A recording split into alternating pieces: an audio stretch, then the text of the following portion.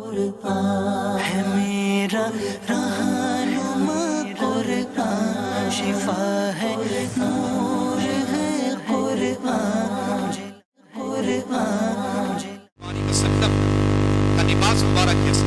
حضور اکرم نور مجسم صلی اللہ علیہ وآلہ وسلم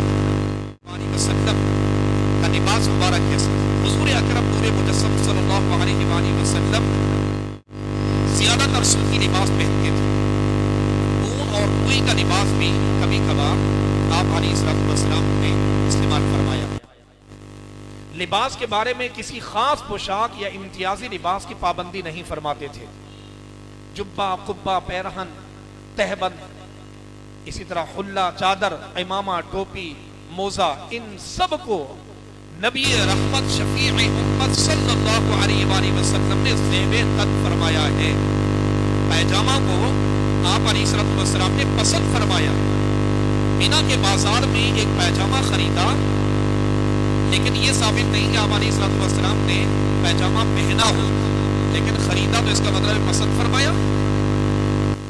اسی طرح حضرت سمورہ رضی اللہ تعالیٰ عنہ سے روایت، رسول اکرم صلی اللہ علیہ وآلہ وسلم نے ارشاد فرمایا، سفید کپڑے پہنو کہ وہ زیادہ پاک اور ستھرے ہیں، اور انہی میں اپنے مردے کفناؤ. سفید لباس.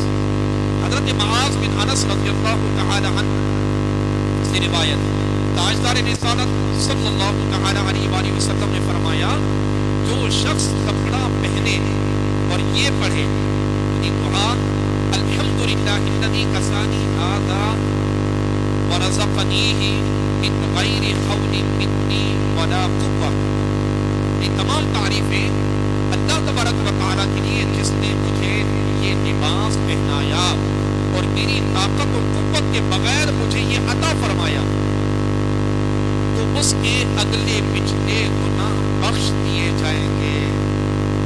لباس پہننے پر بھی اللہ کا اگر شکر ادا کیے تو اللہ اس کی مغفرت فرما دے. کیسی اسلام نے تربیت کی، سبحان اللہ. لباس بھی نعمت ہے. لباس کیا ہے؟ نعمت ہے.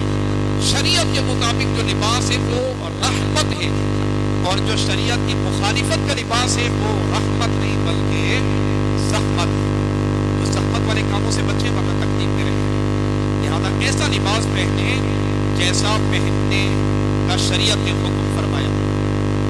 اللہ تبارک و تعالی ہمیں ان تمام باتوں پر عمل پیرا ہونے کی سعادت عطا فرمائے. حضرت ابو سعید خدری رضی اللہ تعالیٰ سے روایت، رسول اللہ صلی اللہ تعالیٰ علیہ وآلہ وسلم جب نیا کپڑا پہنتے اس کا نام لیتے، امامہ یا قمیص یا چادر، پھر دعا پڑھتے کہ جس کا ترجمہ ہے کہ اے اللہ تیرا شکر ہے. اب اس بات سے آج دیکھیں درس قرآن کی یہ برکت ہے کہ ہمارے ایک سوچ بنے گی. بہت سے لوگ یہ لباس پہنتے ہوئے جو وہ دعا پڑھتے ہی نہیں، تو لباس پہنتے تو دعا پڑھتے، اور اس دعا کا ترجمہ کیا ہے کہ اے اللہ تیرا شکر ہے، جیسے تو نے مجھے یہ کپڑا پہنایا ہے ویسے ہی میں تجھ سے اس کی بھلائی اور جس مقصد کے لیے یہ بنایا گیا ہے اس کی بھلائی کا سوال کرتا ہوں، اور اس کے شر اور جس مقصد کے لیے یہ بنایا گیا ہے اس کے شر سے تیری پناہ چاہتا ہوں. اس طرح کی جو ہے وہ دعا فرمایا کرتے ہیں. امام راغب اصفہانی رحمۃ اللہ تعالی علیہ نے لباس کے لغوی معنی بیان کرتے ہوئے بڑی عمدہ تشریح فرمائی. چنانچہ لکھتے ہیں کہ ہر وہ چیز جو انسان کی بری اور ناپسندیدہ چیز کو چھپا لے اسے لباس کہتے ہیں. سبحان اللہ. کیا فرماتے ہیں؟ ہر وہ چیز جو انسان کی بری اور ناپسندیدہ چیز کو چھپا لے اسے کیا کہتے ہیں؟ لباس کہتے ہیں.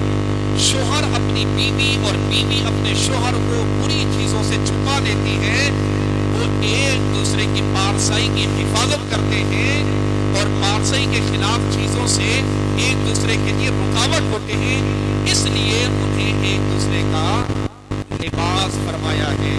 فرمایا ہن لباس لکم وانتم لباس لہن، کہ وہ تمہارے لیے لباس ہیں اور تم ان کے لیے لباس ہو. لباس سے انسان کی زینت ہوتی ہے، اور اسی اعتبار سے فرمایا لباس التقوی، یعنی تقوی کا معنی یہ ہے کہ برے عقائد اور برے اعمال کو ترک کر دینا اور پاکیزہ سیرت اپنانا. جس طرح کپڑوں کا لباس انسان کو سردی، گرمی اور برسات کے موسموں سے شدت سے محفوظ رکھتا ہے، اسی طرح تقوی کا لباس انسان کو اخروی عذاب سے بچاتا ہے. یہ سبحان اللہ. تو تقوی پرہیزگاری کا بھی ایک لباس ہے. اور تقوی پرہیزگاری کیسے ملتا ہے؟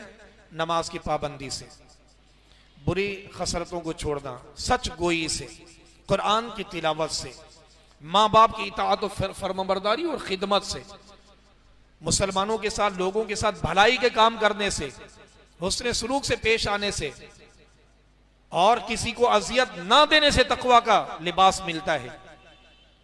اسی طرح جو ہے وہ قرآن و سنت پر عمل کرنے کی برکت سے لباس، تقوی کا لباس اسے نصیب ہوتا ہے.